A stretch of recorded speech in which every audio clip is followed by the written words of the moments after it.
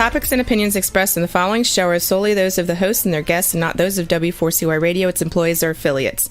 We make no recommendations or endorsements for radio show programs, services, or products mentioned on air or on our web. No liability, explicit or implied, shall be extended to W4CY Radio or its employees or affiliates. Any questions or comments should be directed to those show hosts. Thank you for choosing W4CY Radio. Draw me close to you, never let me go. I lay it all down again to hear you say that I'm a friend. Good day. The Almighty Creator desires a deep personal relationship with you. If you die as an unbeliever, your spirit will live for a very long time as a disembodied ancestor spirit or demon. The Creator has said regarding unbelievers, "Why would I want someone to spend eternity with me when they do not believe I exist?" If you die as a believer without any form of relationship with the Creator, you will end up in the outer darkness, a cold, black, terrible place, with weeping and wailing and gnashing of teeth, your teeth, the trash heap of heaven. Father has said concerning such believers, "Why would I want someone to be close to me in heaven?" which inherently means I will give them great prestige and authority if they do not have a deep personal relationship with me and have not proven to me that they can be trusted in this life. In stark contrast, if you make a real effort to seek relationship with the Almighty, the rewards in the life to come are huge. A glorious resurrected body, great prestige, great authority, and a permanent close relationship with the Creator and with Yeshua, who you may mistakenly know as Jesus.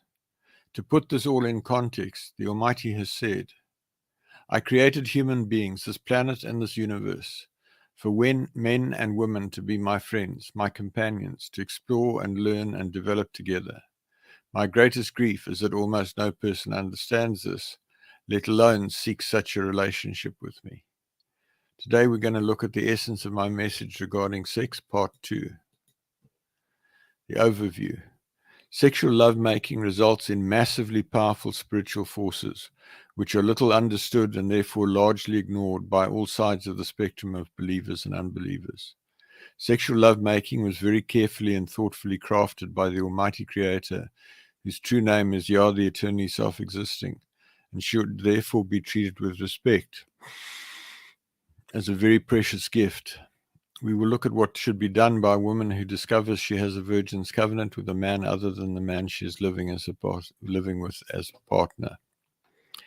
We will resume by looking at families with more than one woman. We will then discuss spiritual categories with regard to sex, followed by the age at consummation. We will then discuss divorce. We will then consider what is forbidden and what is not forbidden, i.e. what is permitted. We will then discuss other considerations, masturbation, pornography, etc. I will note that sexual technique is a paramount skill. I will finally present a postscript, the biggest error crippling believers. Finally, we will look at the state of your relationship with the Almighty Creator. By way of introduction, who am I? James Robertson. I have a doctorate in engineering and I'm a retired military commander. I now work as a general manager. I have nearly 30 years' experience of actively seeking to draw close to the Almighty following a dramatic encounter with Him on the 12th of March 1993, when He spoke to me audibly in a locked room, and I knew for certain that He was real. I was confirmed in the Anglican Church at the age of about 13 and served as an altar boy for a number of years from the age of 19. Eventually, married to an unbeliever, I became disenchanted with the hypocrisy in the church and backslid to a point where I was not even sure the Almighty existed. In this backslidden state, I embarked on an adulterous affair, which when it ended, left me desperate and suicidal. It was then that the Almighty spoke to me, and I realized that my intellect had gotten me into a right mess, and I chose to serve Him faithfully for the rest of my life. In doing this, I applied my deep-seated aversion to failure, born out of an accident in early childhood, coupled to my engineering and military training of rigor and preventing failure, to my seeking of knowledge about Father.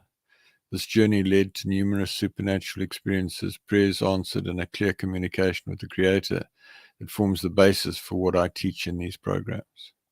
What is End Time Issue Ministries? It is the organizational vehicle for delivering my message through email, articles, websites, this radio program, physical books, LinkedIn, Facebook, YouTube, SlideShare, and Twitter. What is this program? The Creator desires a deep personal relationship with you. It represents the essence of my message. See the website www.endtimeissueministries.org for more information. That's endtimeissueministries.org for more information. See also www.relationshipwithcreatorradio.com. That's relationshipwithcreatorradio.com. Click on the show on the top menu and podcasts on the drop down for previous broadcasts, or search on Google for Relationship with Creator Radio. So we're continuing with the article 2021-1102, The Essence of My Message Regarding Sex, Part 2. We're going to talk about families with more than one woman. Father Yah created human beings with the capacity for one man to covenant with more than one woman. Sadly, very few women can handle this today. See the case studies for some examples where this has worked. In cases where such families exist, extremely powerful simultaneous orgasms between all partners are possible and desirable. Note that strictly speaking, in terms of overall laws of father, a man taking another woman is not a basis for divorce, although if there's a strong covenant agreement not to take further women, then there may be a basis for divorce. So there's a number of things here. There's a lot of wrong thinking that man can only have one wife, and it's wrong teaching in a number of religions. That said, as I said, few women today can handle it. In fact, few men can handle it either. As a basis for divorce, if a woman and a man covenanted before sexual consummation that he would not take more than one wife, then it's a basis for divorce. But if he was having sex with more than one woman at the time that he covenanted with his wife, there's no basis for divorce. And in fact, she may have covenanted into or consummated into a plural marriage situation. I want to talk a bit about spiritual categories with regard to sex. There are broadly a number of spiritual categories with regard to sex in the context of believers. A, men and women who gave and received the Virgin's covenant, have never had extraneous sexual congress, and who have had powerful loving sex throughout their union. These families will be very strong and tend to be very prosperous. This happens very infrequently. B, men and women who entered into covenant after other sexual partners, but who consummated strongly and who have a very strong sexual relationship. Also infrequent, but in extreme cases can be strong. See a few of the case studies at the end of this article. C, men and women who engage in fornication with multiple partners. They're constantly looking for what they are missing and never really form strong relationships. They will easily enter into new sexual relationships and generally respond favorably to any sexual approach. Often the case where first sexual encounters were casual with different partners at an early age. So 3 very distinct categories, and a few more I'll carry on with in a minute. Father intended us for a woman to give her virginity to a man that she would spend the rest of her life with in a loving, tender, caring marriage, union. I don't really like the word marriage because it's got so many wrong connotations, but a lifetime covenant union. That's the plan. That's the intention. That's what you should be aiming for your children if you didn't have it yourself. And if you had it yourself, you're very privileged and should be very grateful for it. Point number D, men and women who eschew sex and think it is dirty, and we're talking about believers here, who've locked down their sexual desire. These women will react very harshly and negatively to any form of sexual approach. These categories will respond very differently to others who seek to initiate a sexual connection with them. In principle, all believers should be category A and B, although many are in category D and will battle to form a deep covenant relationship. Any form of sexual approach, even at the most basic level, to a category D woman will be harshly rebuffed and may lead to complaints and even legal action. Note that with regard to so-called transgender, the gender that is recognized in heaven is the birth gender of each human being. Transgender is not recognized. For unbelievers, this is irrelevant. They can do what they like. So, folks, there's a strong piece about a lot of religious teaching which says that that people who are close to Father should be celibate. They should live in monasteries, nunneries, whatever, and they should not have sex. Father never intended it to be that way. Father created sex, folks. Why would he say, I've created sex, but if you want to get close to me, don't have sex? It doesn't make any sense at all, folks. Father created us to enjoy sex. He created sex to be something beautiful within a lifetime covenant relationship. I'm not talking about messing around. I'm talking about a lifetime covenant relationship with deep, passionate, caring lovemaking, regularly, every day. That's the way he intended it to be. And you can do that and get close to him. Then the age at consummation. Father's original intent was for women to enter a lifetime covenant at puberty, or certainly the age at which they first become sexually aware. At most countries, this is now illegal, and it is undesirable because our society has not prepared women to lose their virginity at that age. Google reports that most men and women today lose their virginity at about the age of 17 to 18. The thing to note here is that our society, for the most part, condones loose sex at this age when young adults' hormones get out of control. The desirable state is firstly that teenagers are educated about the issues discussed here and encouraged and supported to wait until they find a suitable life partner.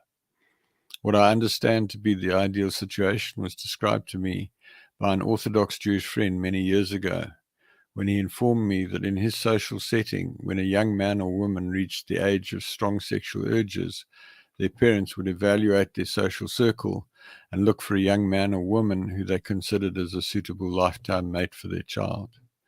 Once they'd identified someone, they would approach that person's parents, have a discussion, and if both sets of parents considered their teenagers suitably matched, they would arrange for the youngsters to meet and discuss their interests, etc., in the presence of a chaperone. If the young man and young woman both agreed that they could see themselves living with the other, then a wedding would be arranged within a few weeks, and the young couple would consummate and live with one or other set of parents. In this context, it is vital to understand that with a strong consummation, it is possible for just about any man and any woman to very successfully enter into a lifetime covenant relationship, i.e. marriage. This was Yah's intention from the beginning. The challenge is to find a person who's extremely well suited and with whom there's a strong connection. Dropping in and out of failed sexual relationships is not Father's way. This would typically take place around the age of 18 in current society. In other words, as soon as it was legal. It is notable that a few of the case studies that result in enduring relationships occur when the woman is around this age. I recently connected with a school friend who married immediately after leaving school and who still had a very strong marriage 50 years later. In general, it was originally desirable for the man to be somewhat older than the woman, but in current circumstances, this is generally not possible, certainly for a first wife. Folks, so this is a big thing. I was on a Zoom call a couple of days ago with a lady in the States who has a 17-year-old daughter who is in a strong but chaste relationship with a young believing man. The daughter is believing. And I shared what I've just shared with you with her and advised that she should encourage them not to the thing you need to understand there is, let's take this young couple as an example. You don't want them to get into a place where they start messing around and then they have a quickie and she loses her virginity and then they feel guilty about it. So they go hands off for the next few weeks or the next few months, and then they get over it and their hormones take over again and they have another quickie and then they feel guilty about it. That's a recipe for a failed marriage. What I advised this mother to do is to say, right, have a discussion with them. As soon as the young lady is at the legal age where she can marry, let them get married, let them live with you.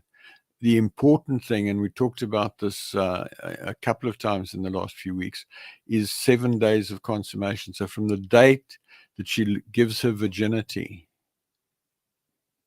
they should make love 2, 3, 4, 5, 6, 7 times a day for the next 7 days, passionately, caringly, which means they have to understand how to make love, which means they have to be educated in some shape or form, which is such a difficult thing to do in this age without getting them exposed to all sorts of wrong thinking. There's a book by a chap by the name of Alex Comfort called The Joy of Sex. I guess it's still available, probably available on Amazon. I haven't checked recently, which goes into sexual technique. It does so in a context of promiscuous sex, but if you take the promiscuous sex out of it, the rest of it is sound knowledge about how to have enjoyable sex.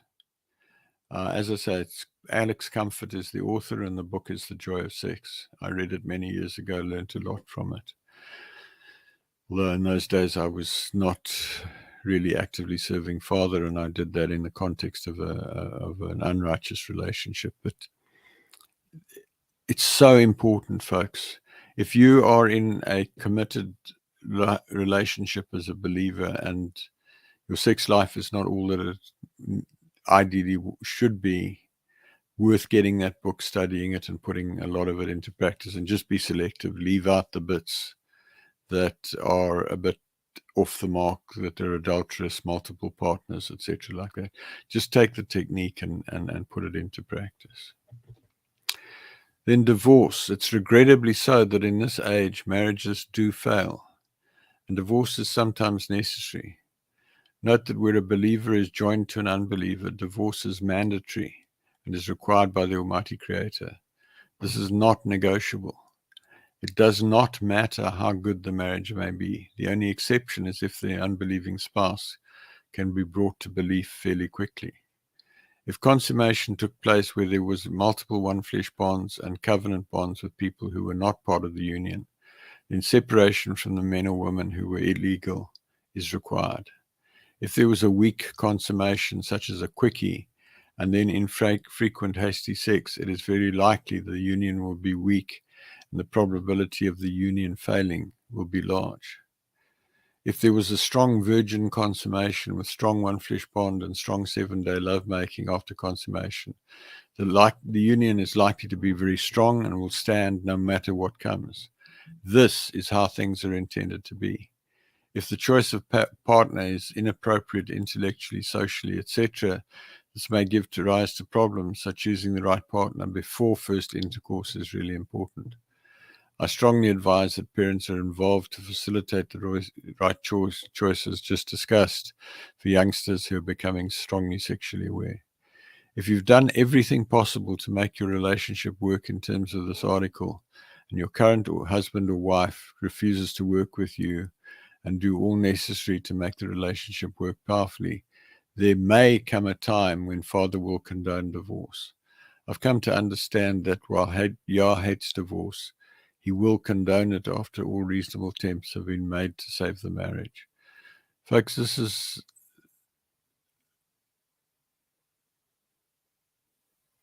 I spent the first few years as a believer in the paradigm of Yah hates divorce, until he told me to get divorced and show me that my marriage was abusive and that my wife had betrayed me and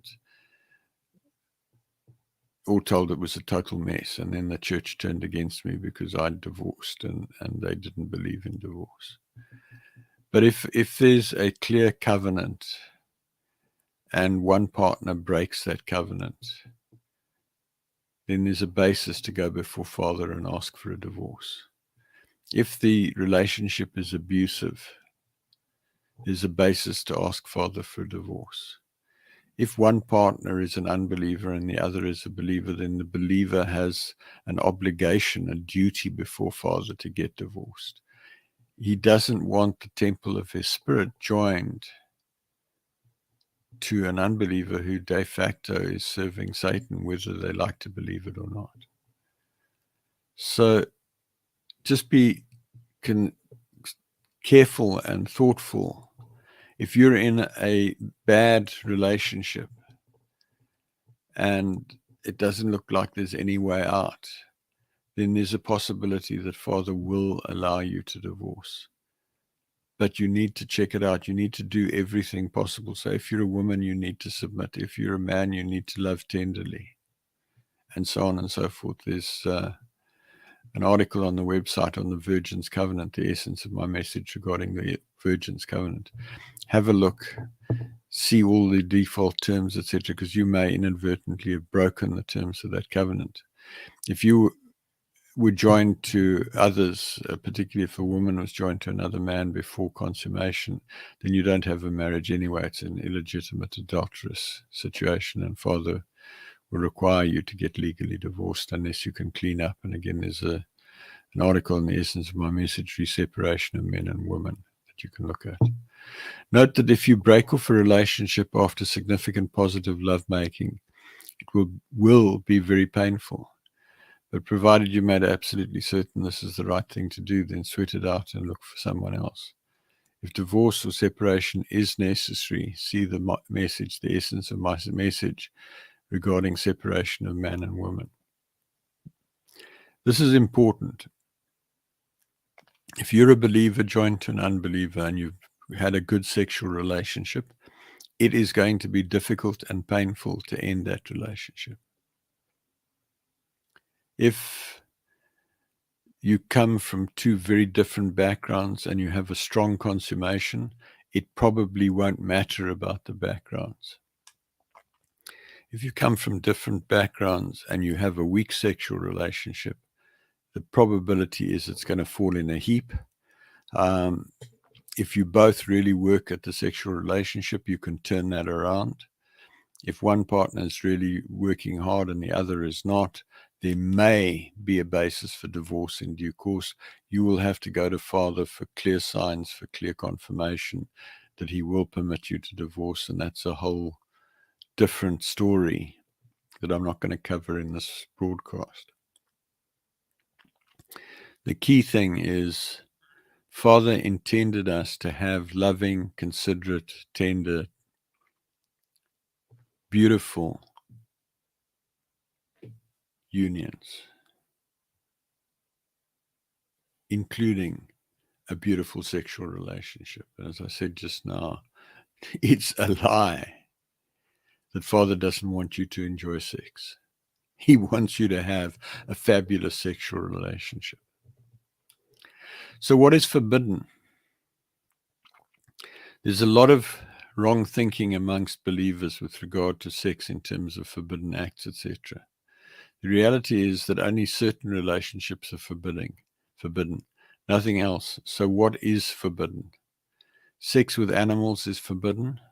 Sex between men is forbidden. Sex by two or more men with the same woman at the same time or at different times is forbidden. Sex by a woman with multiple men at the same time or at different times, the corollary to the previous point, is forbidden. There are other relationships that were forbidden at the time of Moshe or Moses, but that was as a consequence of the degradation of human beings, not in terms of a commandment.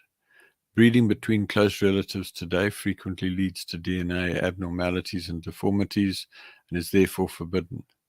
Generally, this is illegal in most countries. Note that originally the children of Adam and Chava, Eve, had no choice but to marry brothers and sisters, and the children of Noah's sons had no choice but to marry brothers and sisters or first cousins. So while these relationships are now prohibited, they are not prohibited in the way that the forbidden items listed above, A to D, are prohibited. Folks, this is important. One of the anomalies of the people who call themselves believers today, that there's a strong antipathy towards homosexual men who have sex with men. Yet there's a tacit acceptance that women have multiple sexual partners before they settle down and get married, whatever married means when you've lost your virginity to a man that's not the man you're getting married to. So it's Father's intention for a woman to have only one partner in her life. It's Father's intention for a man to live together with every woman whose virginity he takes. It's his intention for a woman not to have sex with a second or third or fourth or fifth man.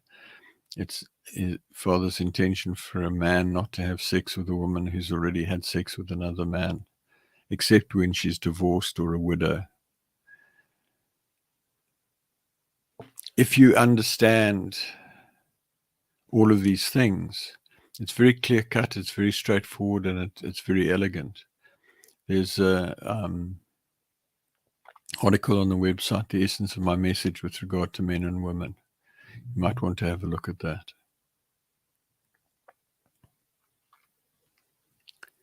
So the bottom line is there's a limited number of things that are forbidden. And as we'll see in a moment, this has nothing to do with the things that many religious people get involved in. So let's have a look at that. So what is not permitted? What is not forbidden? What is permitted? Any sexual act between consenting partners in a lifetime covenant relationship is not forbidden. Masturbation either way or jointly. Oral sex, fellatio, woman on man. Cunnilingus, man on woman or woman on woman, oral sex is permissible and is actually highly desirable as part of the sexual repertoire and can give rise to strong love bonds if done tenderly. Anal penetration of the woman or stimulation of either anally is permissible. It's up to each partner. It's an aesthetic issue. It's not a commandment issue. Bondage and similar is not forbidden, but I strongly advise that it is not appropriate in a relationship seeking to serve Father. So if you've come out of an unbelieving situation, or even as a believer into bondage, etc., I would advise you to get past that. It's written, love, that a man should love his wife tenderly and give his life for her. The woman should submit to a man in everything. And that's not submission as in tied up and beaten and what have you. I cannot conceptualize how anyone would want to play bondage games. It just doesn't compute for me. If that's something that you find works for you, well, so be it. It's not forbidden, as in you'll get into trouble with Father when you get to heaven. As I've said several times before, all of this is about believing people. If you're not a believer, do whatever you feel like doing. It really doesn't matter. You're not going to heaven. You're not going to come before the judgment seat. You're not going to go to hell. Just make the most of it, because when you die, you're going to end up as a demon or an ancestor spirit on your rotting corpse, or in the crematorium oven, or maybe you'll get lifted off your corpse and put onto somebody used, if you're a strong sinner, you might be used to torment somebody or something like that. So the key point that I'm making here is that there are some very specific things that are forbidden. In particular, having sex with a woman who has had sex with another man and who's not legally divorced in the court of heaven or truly a widow. And those are basically it. I mean, animals, etc., you're not going to go with.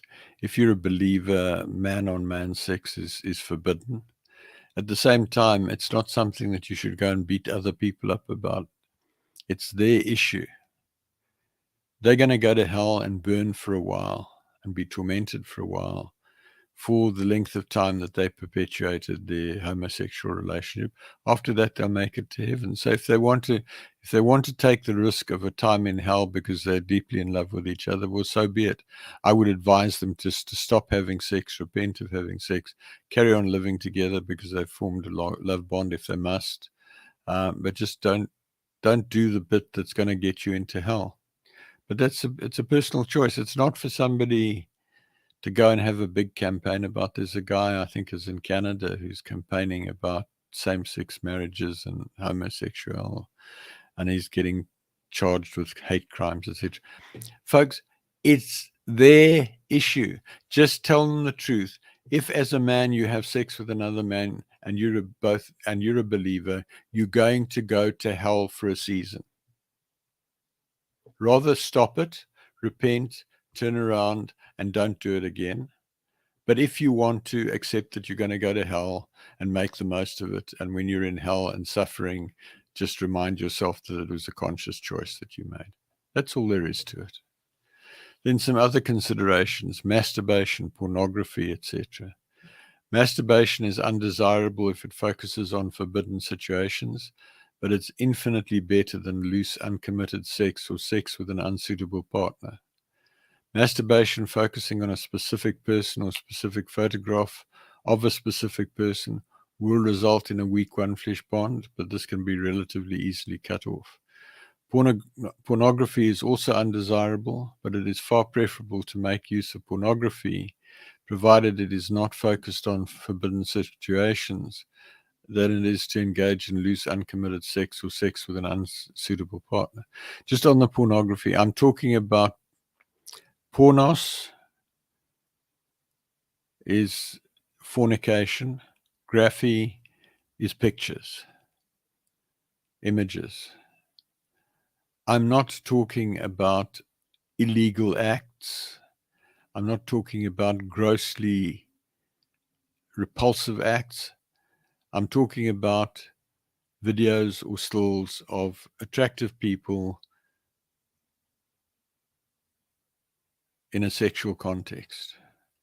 I am not advocating pornography, but I am saying to you that if you are battling to cope sexually as a believer and you're on your own and you don't have a suitable person to become a life partner, do not go out and release your pent-up sexual urges with a prostitute or somebody that you pick up in the pub.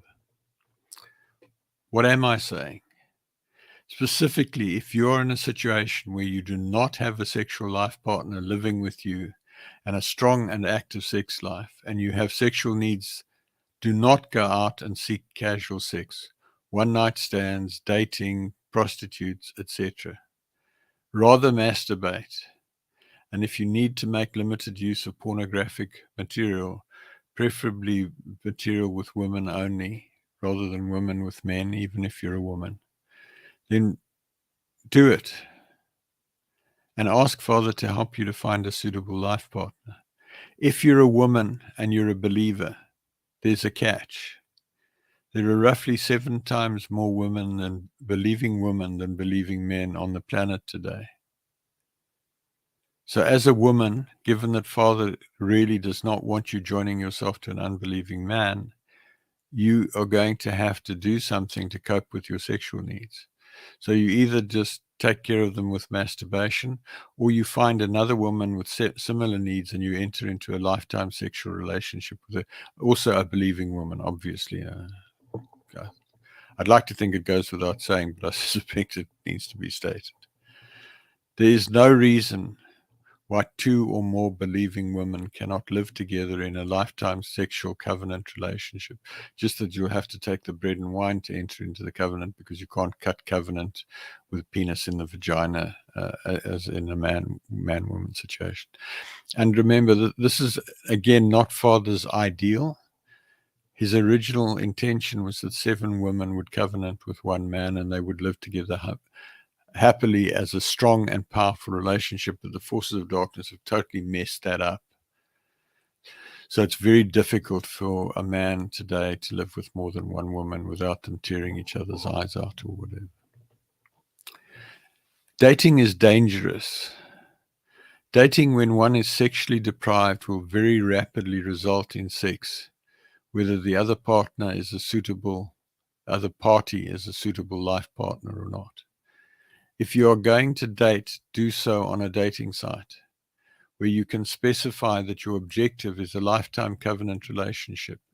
Set out your beliefs and stress that you are looking for a believer of similar spiritual maturity to yourself, and that you will have detailed discussion of your interests, beliefs, and objectives in life in order to ensure you're compatible from the very first meeting. Do not continue meeting if your first meeting fails to establish a substantial common ground, and certainly do not mess around sexually unless you are certain this is for life. So you can go on a dating site, and I'll talk about that a bit more, but you can go on if you're going to go on a dating site, and today, ideally you want to find somebody in the same assembly or the same church you're in. If you're a really committed believer, Father's probably taken you out of the church. So dating site may be the way to go. You really want to, then you need to put up a strong profile, which is, I'm a believer in the Creator. I have these sort of basic guiding principles. I'm looking for a man or woman, depending on which you are, who subscribes to the same principles. This is who I am. This is the type of work I have. This is the type of marriage I'm looking for. This is the type of commercial arrangement I'm looking for. Either you both support yourselves independently with your jobs, or the man supports the woman, whatever. Be very clear about it. When you talk and phone or Zoom or whatever, focus on establishing, is this a suitable life partner? If it's a suitable life partner, like the example with the young people, get together, consummate, spend 7 days consummating, and build a strong relationship. I want to stress that sexual technique is a paramount skill. I've increasingly come to realize that most people have very little instruction in the techniques of lovemaking, and particularly in how to engage in considerate, tender lovemaking coupled with multiple strong orgasms. Over the years, I've studied these techniques through various books, etc., albeit that I've not been very successful applying them in practice. I've concluded that education with regard to sexual technique is highly desirable before consummation. After much soul searching, I've identified a few articles which are effectively case studies of what is possible and desirable. These are taken from an erotic literature website and are written from a worldly view of unbelievers who at some level have no difficulty with fornication. Note that Satan has corrupted the view of believers with regard to sex in order to deprive and weaken believers, but has left sex among unbelievers to reach its full potential in order to put another obstacle in the way of unbelievers coming to belief.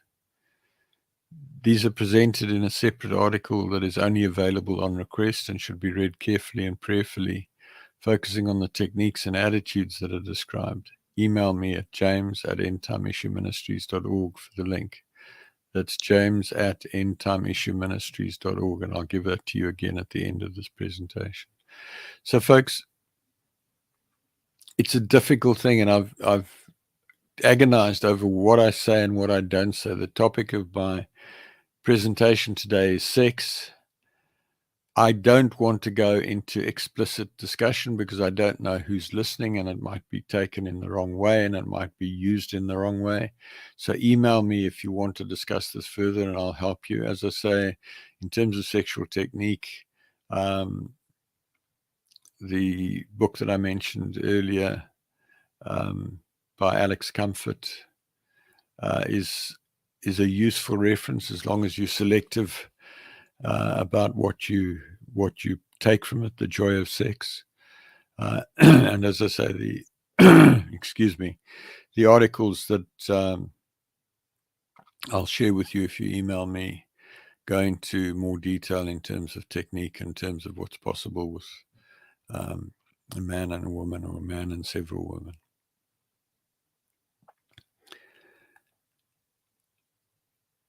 I hope that through this article I've sensitized you to what is possible and intended. If you're in a lifetime relationship and you do not have a really good sexual relationship, by which I mean that you do not both have significantly strong sexual orgasms every time you make love, and make love 2, 3, 4, 5 times a week, then you need to work on it. If your marriage, union, whatever, is a bit shaky and you don't have good sex, you need to work at it. Sex is the glue that Father created to hold a man and woman together, or two women together. If you have really good sex, it's very unlikely that you will end up dallying or leaving each other or getting divorced or whatever, because the love bond, the one flesh bond, and everything else will be so strong that you'll have no reason to go your separate ways. So as a postscript, the biggest error crippling believers, and I've presented this in detail a few months ago, it's on the website. And so as a codicil to this, please read the biggest error crippling mature anointed believers on the website. It's towards the top of the menu. And in saying that, I want to make a couple of key points just to summarize. Number one, you're not a glove puppet. You are not being controlled and manipulated by Father Yah to do his will. He created you to take control of your life and to work things out yourself. He's not going to take control of your life as so many people teach and believe. He created you to take dominion over the forces of darkness, not for him. He created you to be his friend, somebody to do things with, not some manipulated puppet. Folks, when you understand what I'm talking about, it's really, really silly. Yah created you to exercise your intellect and your ability to survive and thrive on earth, not for him to live your life for you. You will determine your destiny when you die. It's a function of what you choose to believe and choose to do and how well you do it. So prosperity requires that you work hard, sensibly, and effectively to earn your living. Folks, I can't stress this enough.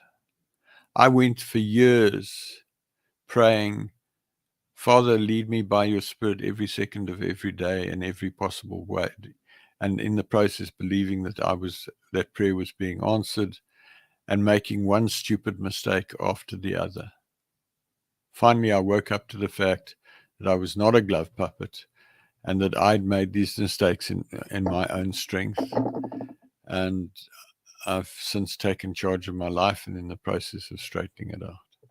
So I want to ask you, what is the state of your relationship with the Almighty Creator? I'd like to ask you to critically examine where you are relative to the Almighty Creator. Do you talk to him constantly throughout the day and allow him to lead you in every possible way? Are you conscious of him at all times? Do you worship him at every opportunity? Do you count him your friend? Have you clearly and unambiguously heard him call you friend? If not, you're failing in your life purpose, and you will be bitterly disappointed when you die.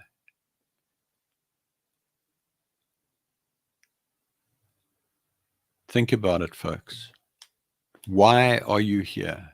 Why are we here? Why is this planet here? Why is this solar system here? Why is this galaxy here? Why is this universe here? Is it all just the result of some random, haphazard thing that created these highly sophisticated creatures called human beings on this highly sophisticated planet, in this highly sophisticated solar system, and? I don't think so. We are here for one reason and one reason only. Father Yah was lonely, and he decided to create friends. In order to create friends, he had to create somewhere for them to live. So he created the universe, he created the galaxies, he created this solar system, this sun, this planet. He created an atmosphere on it.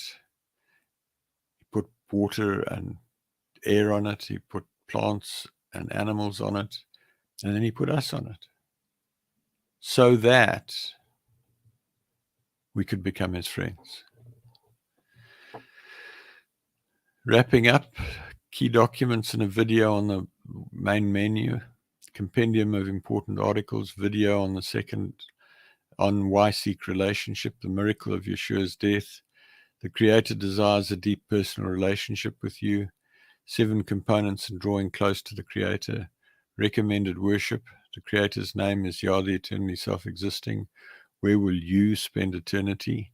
The essence of my message to Christians, all available at www.endtimeissueministries.org.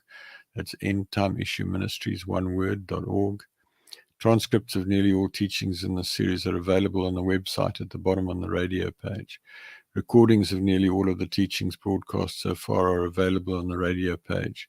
And they're all available at relationshipwithcreatorradio.com. That's relationshipwithcreatorradio, one word.com. Click on the show on the top menu and then podcasts on the drop down, or search on Google for Relationship with Creator Radio. There's at least 3 podcast websites where you'll get the back issues.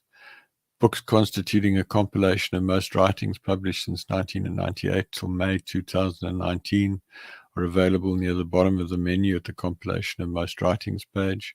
I publish regular email articles. Email me on james@endtimeissueministries.org to be added to the list, or to seek counsel or prayer, or give me feedback. Visit the website and use the Google search, the article keyword cloud, the table of contents, and the article search to locate the information you're looking for. All of those are on the top line of the menu on the website. There's a lot of material there, over 2,500 articles in the articles database, over 1,000 web pages. In closing, thank you for listening. Please send me your questions to james@endtimeissueministries.org.